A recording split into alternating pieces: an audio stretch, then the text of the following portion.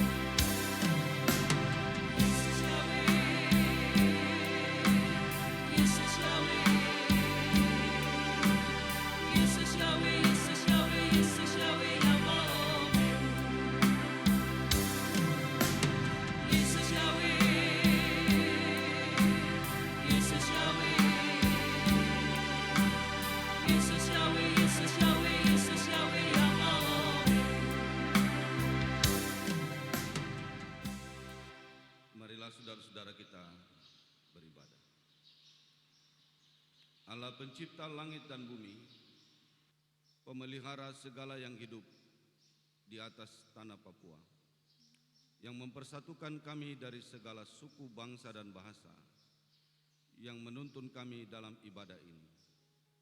Amin.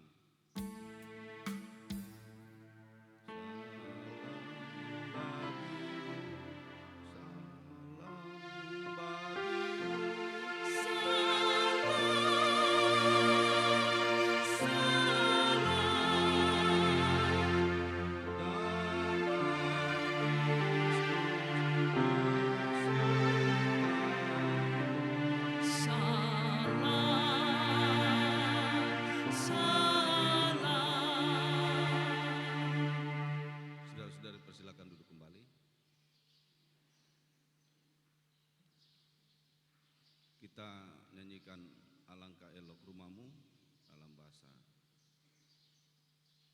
Mebrat.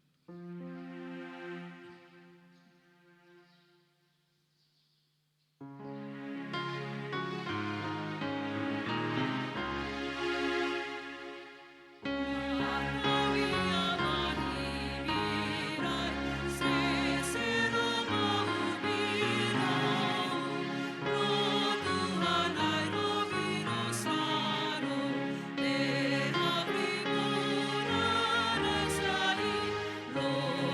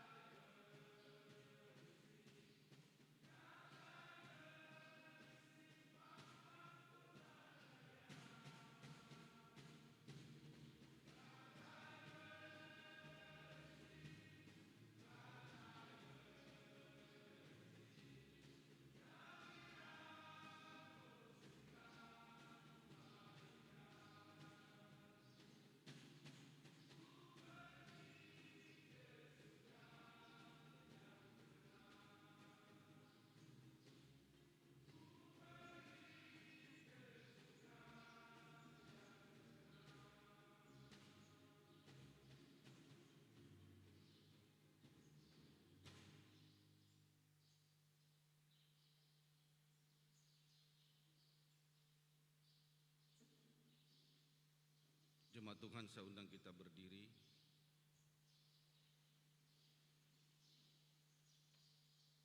Marilah saudara-saudara kita mendengarkan hukum Tuhan.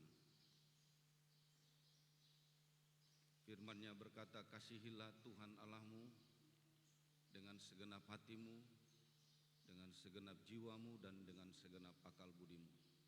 Itulah hukum yang besar dan yang pertama. Dan hukum yang kedua yang sama dengan itu ialah, kasihilah sesamamu manusia seperti dirimu sendiri. Pada kedua hukum inilah tergantung seluruh Taurat dan kitab para nabi. Roh Kudus kiranya memampukan kita untuk mengimplementasikan hukum Tuhan dalam kehidupan kita sehari-hari. Saudara-saudari, persilakan duduk kembali dan marilah kita mengaku dosa kita dengan kita menyanyi bersama-sama Rohani 138 ayat 1 dalam bahasa Mebrat, dan selanjutnya akan dilanjutkan dengan Kantoria untuk menggiring kita dalam pengakuan dosa kita saat ini.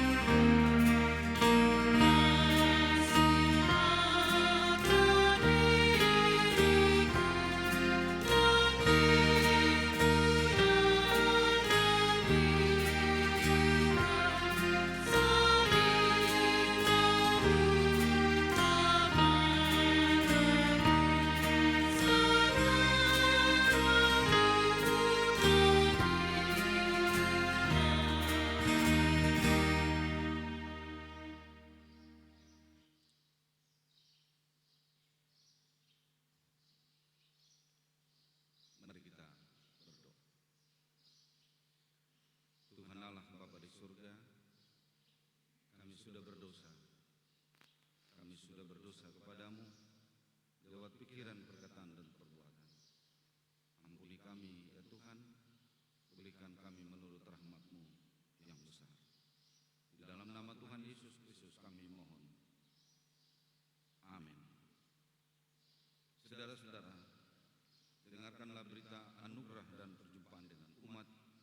Sebab jika oleh dosa satu orang maut telah berkuasa oleh satu orang itu, maka lebih benar lagi mereka yang telah menerima kelimpahan kasih karunia dan anugerah kebenaran akan hidup dan berkuasa oleh karena satu orang itu, yaitu Yesus Kristus. Rohani 138 ayat 3. Ya Yesus, ya Tuhan Yesus, saya. Yesus,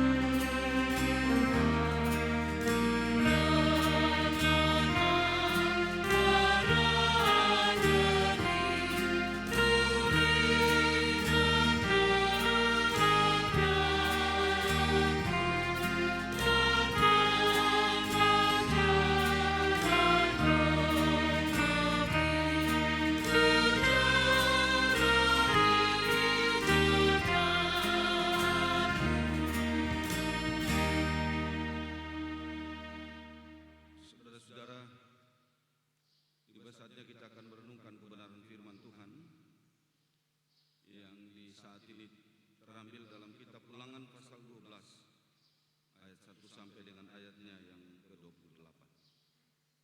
Ulangan pasal 12 ayat 1 sampai dengan ayat yang ke-28. Mari kita berdoa sebelum kita membaca kebenaran firman. Kita berdoa. Berfirmanlah kepada kami ya Tuhan, karena hati kami menanti-nanti suara-Mu untuk mengarahkan kehidupan kami. Janganlah lalukan firman Tuhan ini bagi kami hanya karena lemah dan kekurangan kami untuk menelusuri suara isi hati-Mu ya Tuhan bagi kami. Buatlah kami mengerti oleh karena rahmat-Mu. Roh Kudus menguasai kami sehingga kami juga dimampukan untuk melakukannya. Ini doa kami, di dalam nama Tuhan Yesus Kristus kami berdoa. Amin. Saya baca bagi kita sekalian dan kita dapat menyimak lewat Alkitab kita masing-masing satu tempat ibadah. Inilah ketetapan dan peraturan yang harus kamu lakukan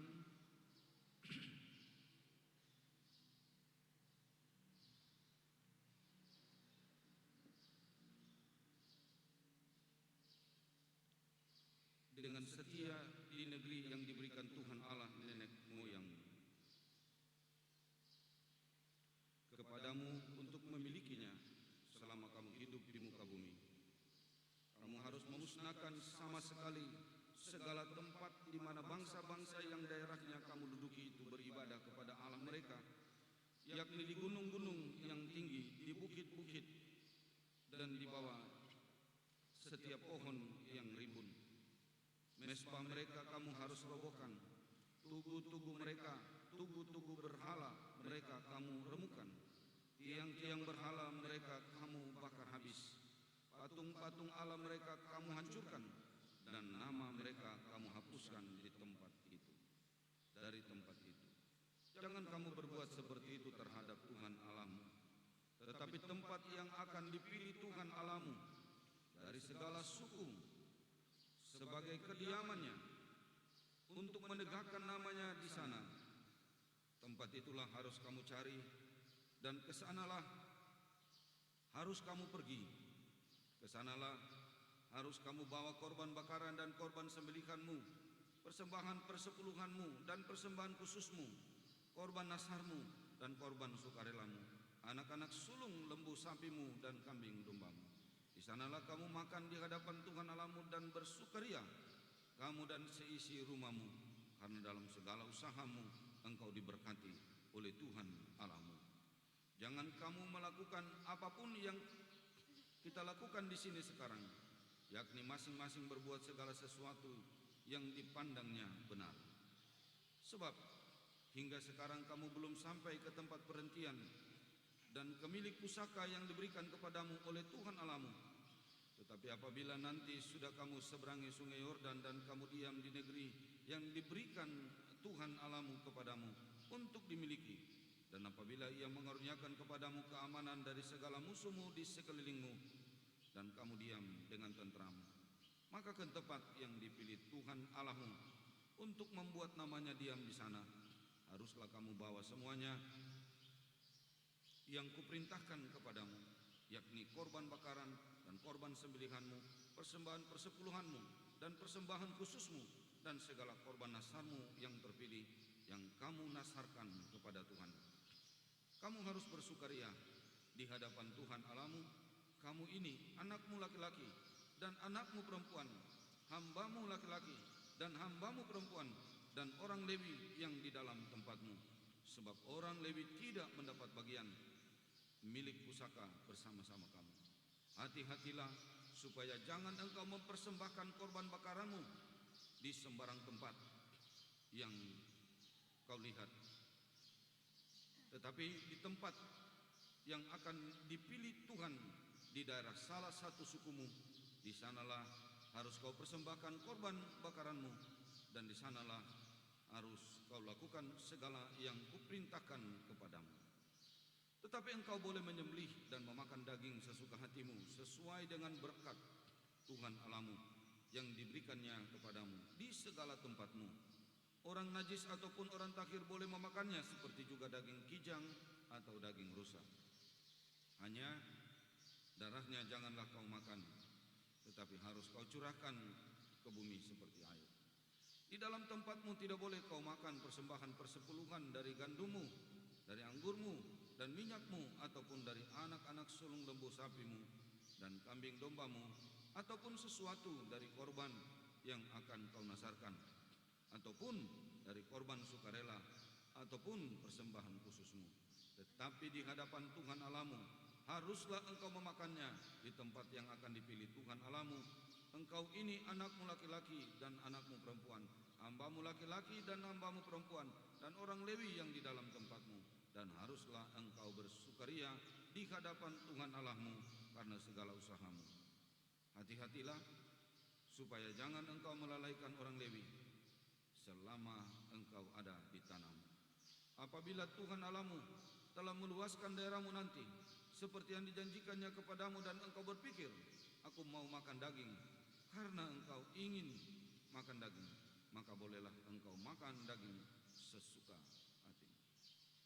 Apabila tempat yang akan dipilih Tuhan Allahmu untuk menegakkan namanya di sana terlalu jauh dari tempatmu, maka engkau boleh menyembelih dari lembu sapimu dan kambing dombamu yang diberikan Tuhan kepadamu, seperti yang kuperintahkan kepadamu, dan memakan dagingnya di tempatmu sesuka hatimu.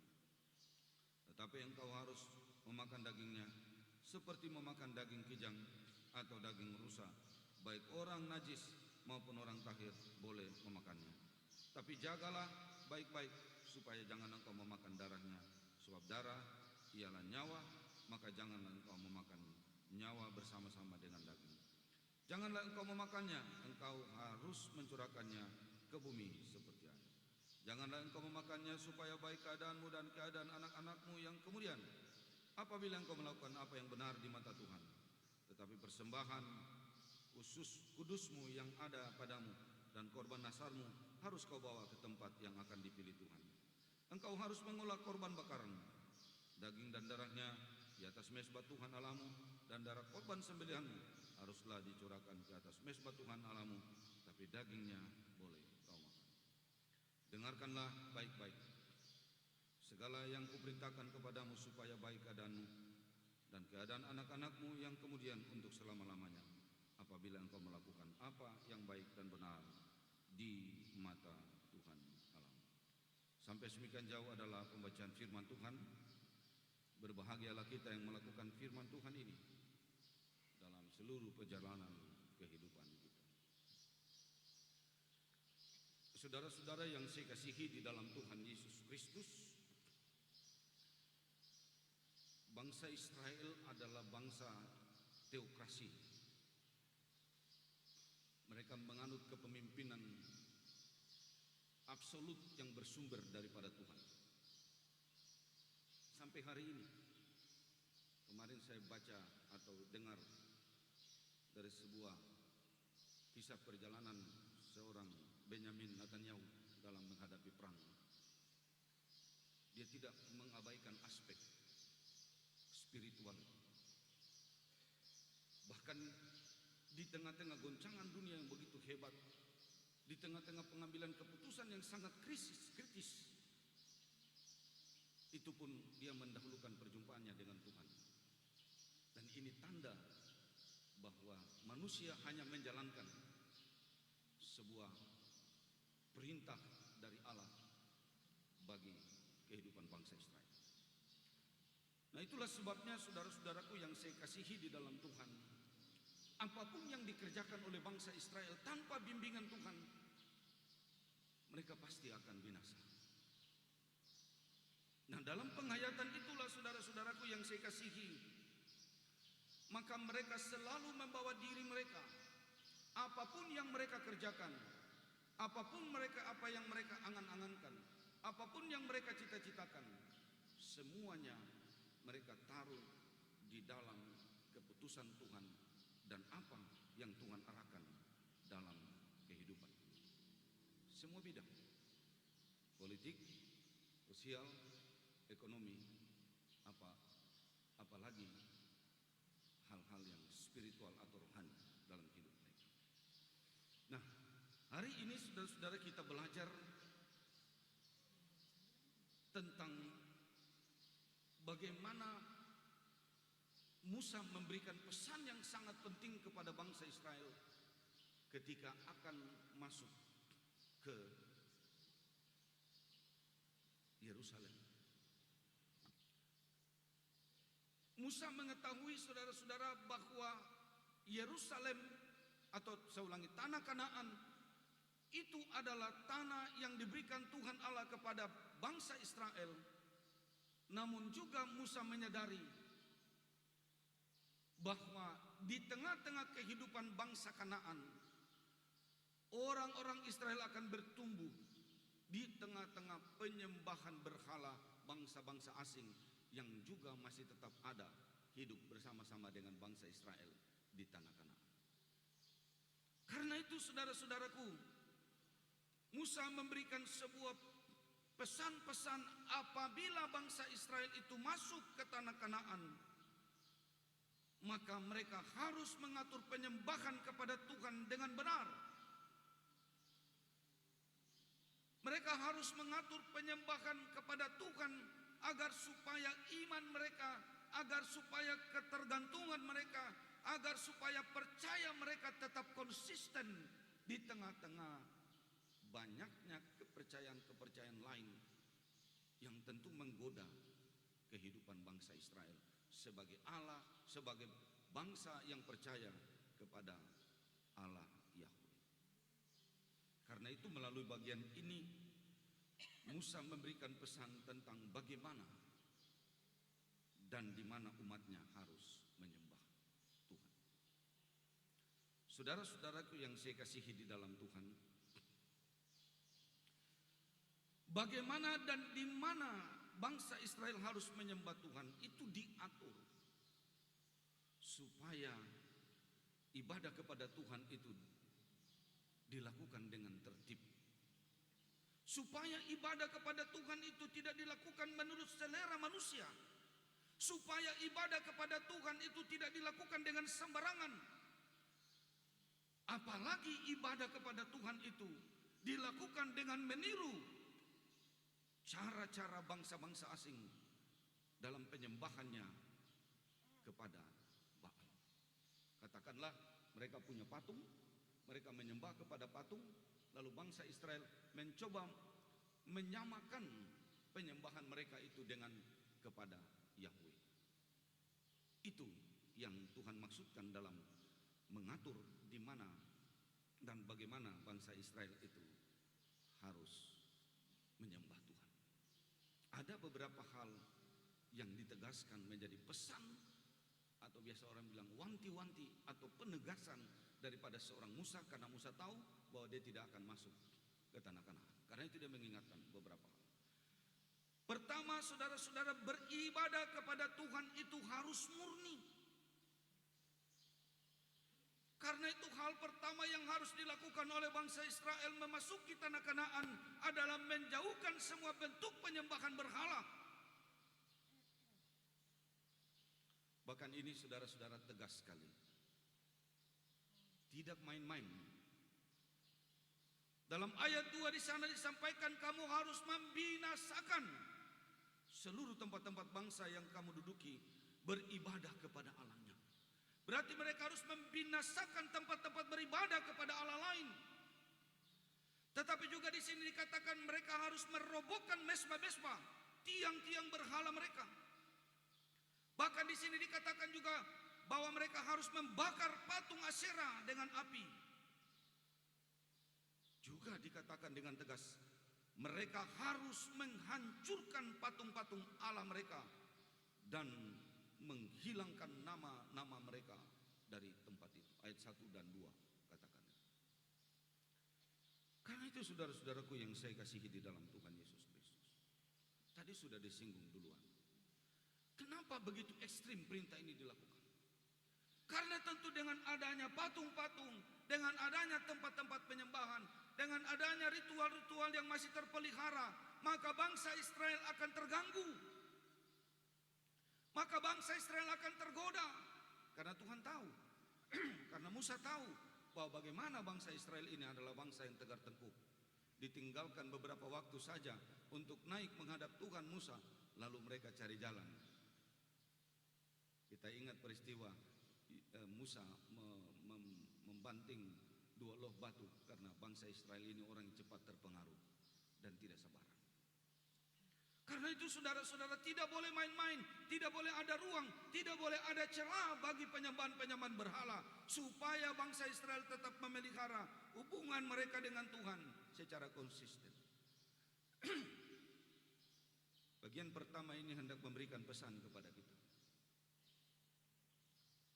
bahwa hari-hari ini mungkin berhala-berhala dalam bentuk patung-patung, berhala-berhala dalam bentuk-bentuk kuil-kuil yang kita bangun di rumah-rumah mungkin tidak ada. Tapi sadarkah kita bahwa berhala-berhala itu juga bisa berupaya, saya ulangi, bisa berupa gaya hidup kita. Kita terikat dengan gaya hidup. Kita terus mau naik.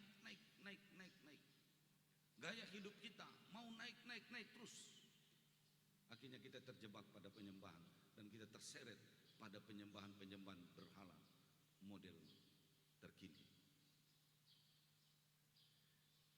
Mungkin berhala-berhala patung itu tidak ada pada kita, tetapi sesungguhnya saudara-saudara, kadang-kadang keinginan-keinginan daging itu masih merupakan berhala dalam kehidupan kita. Kita tunduk menyembah, kita tunduk, tidak bisa berbuat apa-apa selain mengikuti keinginan daging. Mungkin juga patung-patung itu tidak ada, tetapi saudara, kadang-kadang ego kita begitu kuat dan begitu besar dalam kehidupan kita, sehingga karena kepentingan ego kita tidak dapat berbuat apa-apa, tunduk.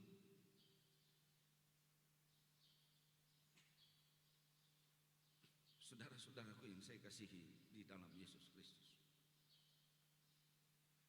hari ini firman Allah menegaskan kepada kita satu kata kunci: tidak boleh membuka celah sedikit pun dalam penyembahan-penyembahan berhala. Kalau kita sudah meletakkan Tuhan sebagai Allah kita, kalau Allah sudah menjadi Allah kita dalam hidup kita, perjuangan perjalanan kita, bahkan Dia telah menuntun kita dalam setiap apa yang kita perlu dalam kehidupan kita, maka wajib bagi kita untuk menetapkan iman kita kepada Tuhan dengan berkomitmen menghindari, menghancurkan, merobohkan, membakar dan lain sebagainya berhala-berhala hidup kekinian sekalipun.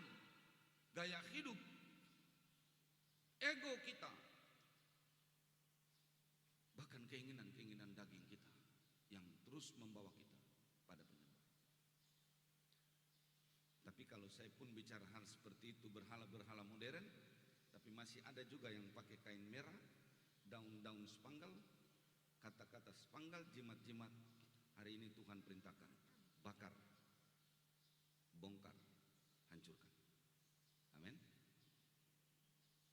Supaya kita bisa iman kepada Kristus secara konsisten dalam kehidupan.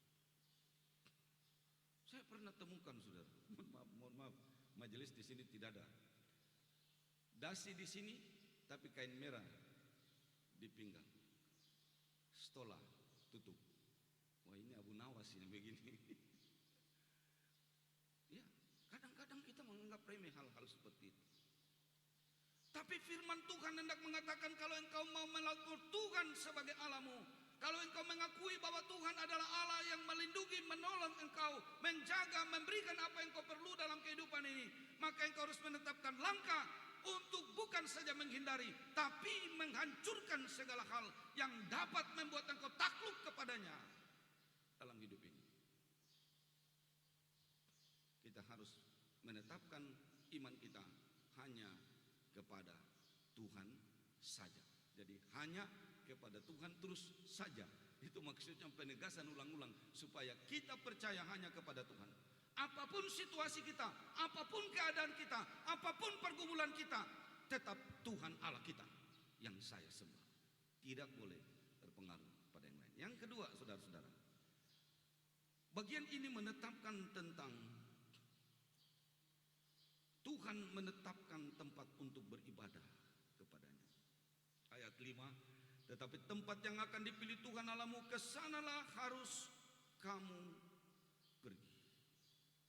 Saudara, kita lihat di sini bukan soal geografis saja, tapi ini berbicara tentang perkenanan Allah. Otoritas Allah yang absolut untuk menentukan penyembahannya kepada Dia. Kita tidak boleh terjebak pada selera kita untuk penyembahan kepada Tuhan. Hari-hari ini banyak orang ikut selera-selera. Selera yang seperti apa? Selera yang lompat-lompat, selera yang tepuk-tepuk tangan saja, selera yang suka pakai bahasa-bahasa roh saja. Lalu orang bilang, ini boleh kami puas.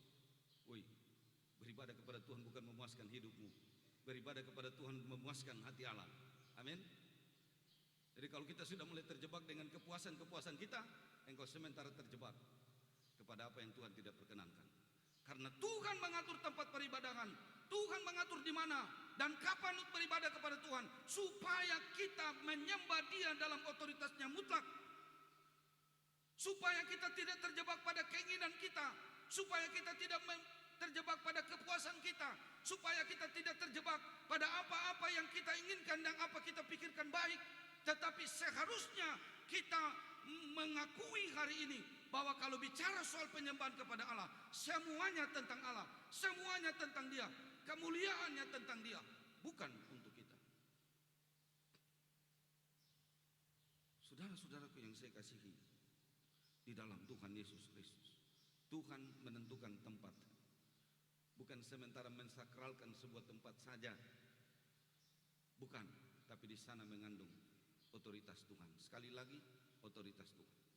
Jadi di dalam persekutuan ibadah harus engkau sadar bahwa yang harus engkau cari adalah perkenanan Allah dalam ibadah. Kitab Amos memberikan sebuah gambaran yang begitu menjijikkan bagi bangsa Israel. Mereka beribadah dengan ritual yang hebat luar biasa. Mereka mempersembahkan korban dengan nyanyi-nyanyian yang luar biasa. Tetapi mereka kamuflatif. Ini tidak berkenan di hadapan Allah.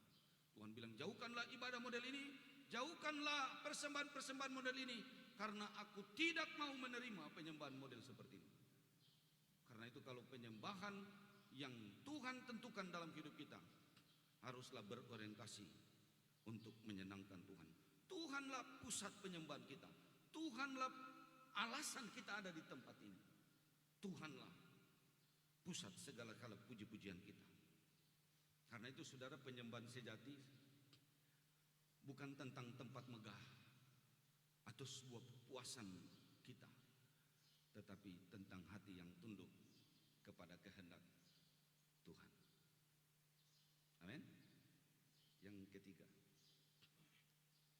di sini kalau kita bicara tentang ayat-ayat ini, ada aturan-aturan yang dilakukan. Engkau harus mempersembahkan korban sembelihan, korban bakaran, persembahan persepuluhan, yang hari ini orang bicara protes-protes takar ruang menurut orang pemikiran, lalu persembahan khusus, persembahan nasar, korban sukarela, anak-anak sulung lembu sapimu, kambing dombamu. Itu hal yang engkau harus lakukan bagi Tuhan. Demikian juga gereja hari-hari ini, engkau bawa persembahan, engkau bawa persepuluhan, engkau bawa pengucapan syukur. Tapi yang ayat ini atau bagian ini ingatkan kepada kita, apapun yang kita buat bagi Tuhan, harus goalnya adalah sukacita. Kita boleh baca kata-kata sukacita ini dalam ayat 7, 12 dan ayat 18. Ayat 7 saudara, di sana dikatakan, di sana kamu makan di hadapan Tuhan Allahmu dan bersukaria. Kenapa kata bersukaria ini ditegaskan? Ini bukan soal makan minum dan engkau bersukaria, tetapi ini ada hubungannya dengan ayat yang ke-6. Ayat ke-6 di sana dikatakan, di sanalah harus kamu bawa korban bakaran, korban sembelihan, korban perpuluhan, korban persembahan khusus, korban nasarmu, korban sukarela, anak-anak lembu sapimu, dan kambing dombamu. Itu tanggung jawab gereja, tanggung jawab umat kepada Tuhan. Tetapi tanggung jawab ini tidak boleh berujung pada pengeluhan. Kalau mengeluh, engkau jangan memberi, sebab Tuhan tidak berkenan orang yang memberikan sesuatu dengan pengeluhan.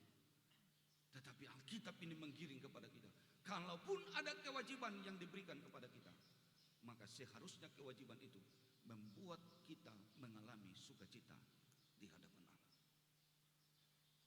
Kita belajar dapat ini, goal ini. Coba saudara belajar untuk dapat bagian ini. Kadang-kadang saudara-saudara, kewajiban kita beribadah, kewajiban kita untuk memberi, kewajiban kita untuk melayani, kita lakukan, memang benar kita melayani, kita benar melakukan memberi persembahan, benar kita melakukan, kita beribadah, tetapi saudara penuh dengan sungut-sungut. Tuhan tidak mau model ibadah seperti ini. Tuhan mengatur ibadah menurut caranya, Tuhan mengatur ibadah dengan tempatnya, Tuhan mengatur semua sistem dalam keteraturan, supaya di dalam ibadah itu ada sebuah kehidupan yang dipersembahkan kepada Tuhan dengan sukacita, tidak boleh mengeluh. Itu prinsip-prinsip penyembahan kepada Allah. Yang terakhir, saudara-saudara, Tuhan memberikan kepada kita sebuah pernyataan yang luar biasa, ayat 28. Perhatikanlah, dengarkanlah segala perkataan ini, supaya baiklah keadaanmu dan anak-anakmu sesudah engkau. Bagian ini menegaskan kepada kita bahwa Tuhan menjanjikan berkat dan kehidupan yang baik bagi mereka yang taat dalam penyembahan kepada Tuhan. Tuhan menjanjikan kepada kita, saudara-saudara, akan sebuah kehidupan yang baik. Bukan saja baik bagi kita, tetapi bagi anak-anak sesudah kita. Latihan badani terbatas gunanya, tetapi beribadah itu merupakan sebuah latihan rohani yang memberi dampak bagi kita, tapi juga masa depan anak-anak kita. Dalam keyakinan itulah kita datang kepada Tuhan. Dalam percaya kita itulah kita datang kepada Tuhan. Bukan saja bersyukur dan sembari mempersembahkan kehidupan kita yang sekarang kita nikmati, yang kita jalani hari ini. Tapi Tuhan mengatakan kepada kita bahwa apabila kita mendengarkan perkataan Dia, melakukan ibadah kepada Dia, melakukan bagian kita, menyembah Dia dengan baik dan benar, melakukan hukum-hukum Tuhan yang dengan baik, maka segala sesuatu yang baik akan diberikannya kepada kita dan juga bagi anak-anak kita. Saudara-saudaraku yang saya kasihi dalam Tuhan, ini prinsip tentang beribadah yang Tuhan atur. Lakukanlah ini, peganglah ini menjadi sebuah pegangan saudara. Maka saya percaya kita akan bikin tambah tempat hitung jiwa lagi tambah, karena jemaat ini saudara mampu tampung gereja ini. Amin toh? Karena orang sangat senang datang ke dalam ibadah. Karena orang sukacita datang beribadah. Karena orang mengalami perjumpaan dengan Tuhan dalam beribadah. Tuhan memberkati firman-Nya di saat ini. Amin. Saudara-saudara yang saya kasih, saya undang kita semua berdiri, dan dalam persekutuan dengan gereja Tuhan dari segala zaman dan tempat, bersama-sama kita mengucapkan pengakuan iman sesuai pengakuan iman GKI di tanah Papua. Aku percaya kepada Allah, Bapa Pencipta langit dan bumi, pemelihara segala yang diciptakan, dan yang menyediakan kehidupan kekal di dalam kerajaan. Aku percaya kepada Yesus Kristus yang menebus dan menyelamatkan manusia dari dosa, dalam kematian dan kebangkitannya. Dialah Tuhan dan Kepala Gereja yang memerintah Gereja Kristen Injili di tanah Papua dengan firman-Nya dan Roh-Nya. Aku percaya kepada Roh Kudus yang membaharui, memelihara dan menuntun umat-Nya dalam kebenaran sampai kegenapan kerajaan Allah dalam kedatangannya kembali, Yesus Kristus. Aku mengaku bahwa Alkitab adalah firman Allah yang satu-satunya kesaksian tentang pernyataan Allah. Aku mengaku bahwa Gereja Kristen Injili tanah Papua adalah tubuh Kristus yang kudus dan yang mempersatukan umat manusia menjadi satu persekutuan surgawi di bumi. Aku mengaku mengasihi Allah dan sesama manusia dan segenap hati, jiwa dan mata. Aku mengaku hidup kudus dan setia, memberitakan Injil kerajaan Allah di tanah Papua dan bumi. Aku mengaku mengusahakan dan memelihara Papua sebagai alam ciptaan Allah bagi keadilan dan kebahagiaan umat manusia. Amin. Saudara-saudara dipersilakan duduk kembali. Dan marilah kita memberikan persembahan kita kepada Tuhan, baik dalam bentuk uang dan juga persembahan natura sebagaimana telah diatur. Dengan hati yang penuh syukur dan sukacita, marilah kita membawa persembahan kepada Tuhan sambil berkata dengan rela hati, aku akan mempersembahkan korban kepadamu, bersyukur sebab namamu baik, ya Tuhan. Mazmur 54 ayat 8. Rohani 160 ayat 1 sampai 4. Tuhan no tamos ayu.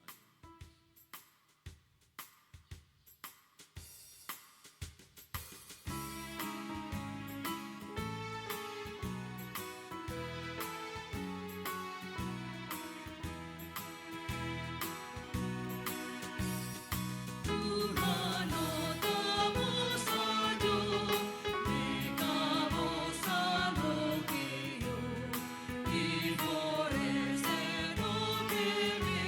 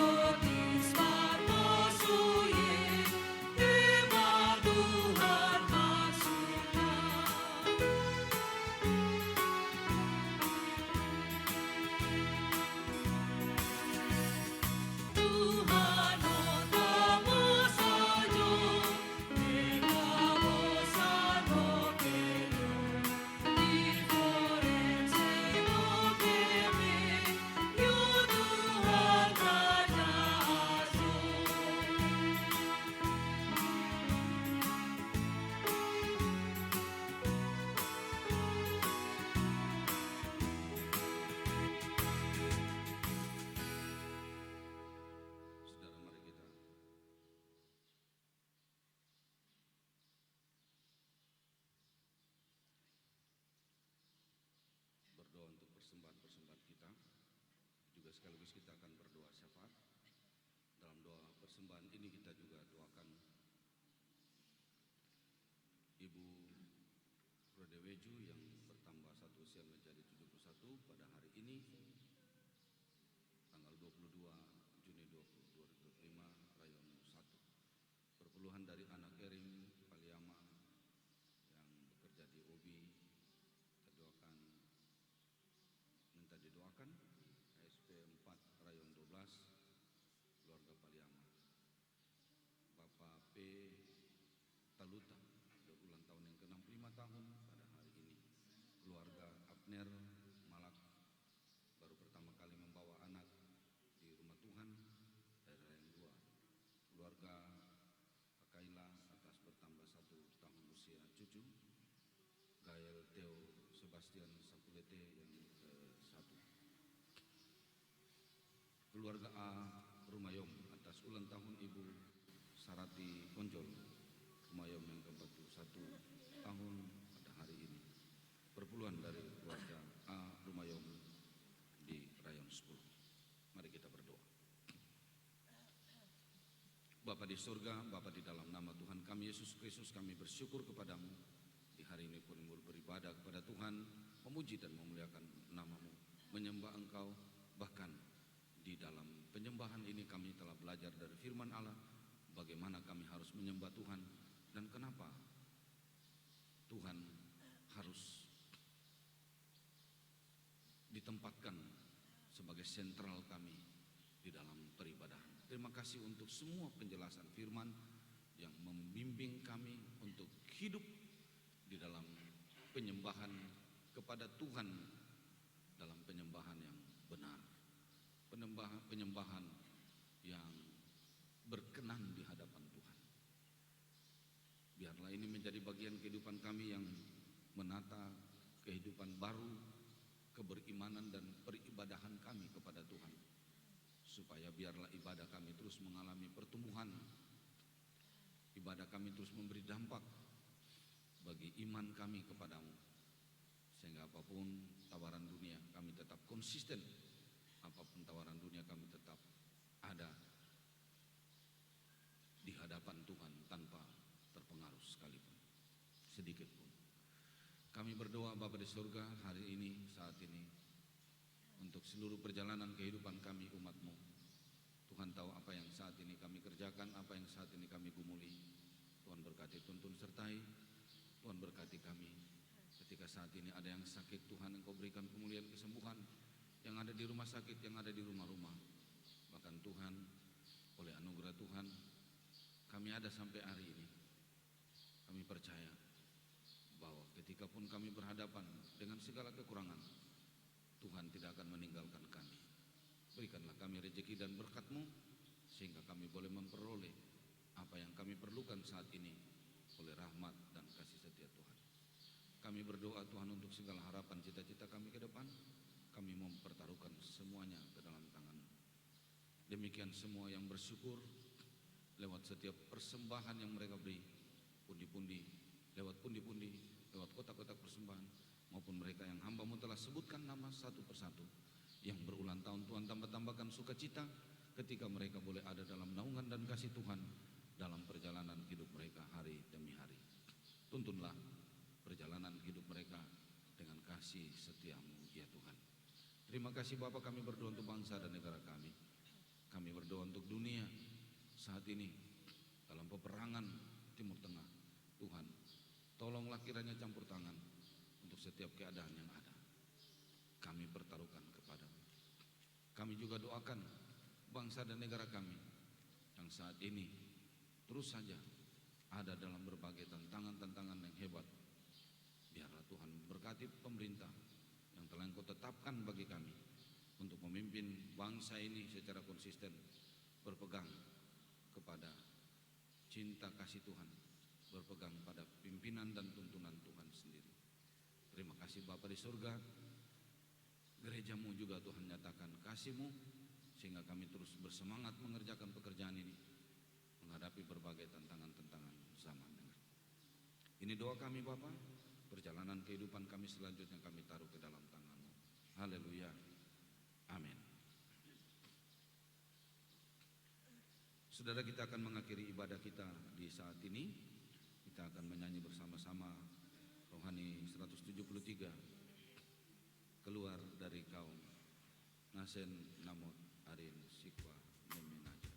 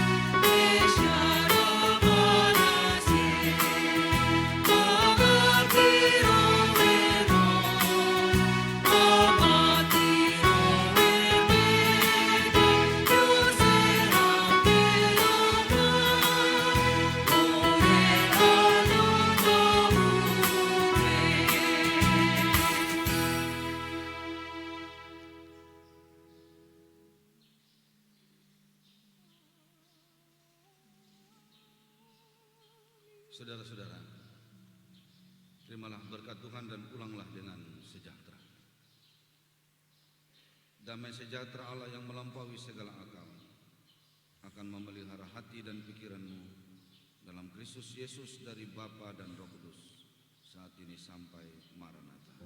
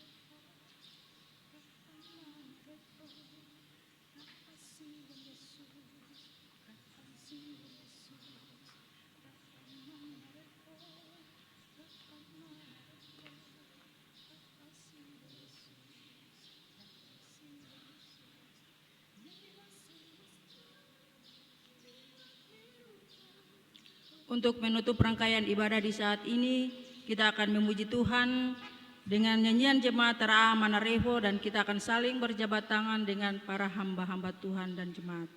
Ra'a Manarevo.